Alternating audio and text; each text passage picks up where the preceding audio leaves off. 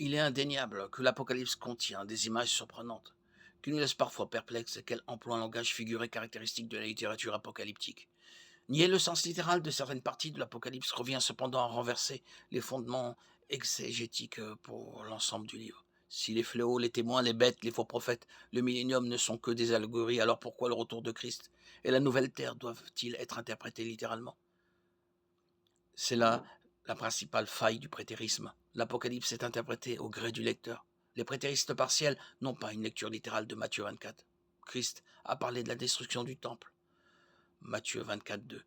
Mais un certain nombre d'éléments ne correspondent pas aux événements de 70 après Jésus-Christ, qui parlent d'un temps à venir où la détresse sera si grande qu'il n'y en a pas eu de pareil depuis le commencement du monde jusqu'à présent, et qu'il n'y aura jamais, n'en aura jamais plus. Et si ces jours n'étaient pas abrégés, personne ne serait sauvé. Mais à cause de ceux qui ont été choisis, ces jours seront abrégés. Matthieu 24, 21, 22. Cette description ne correspond pas du tout aux événements de 70 après Jésus-Christ.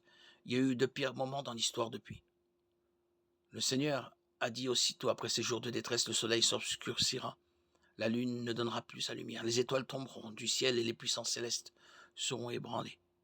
Alors le signe du Fils de l'homme apparaîtra dans le ciel, tous les peuples de la terre se lamenteront et ils verront le Fils de l'homme venir sur les nuées du ciel avec beaucoup de puissance et de gloire. Matthieu 24, 29, 30.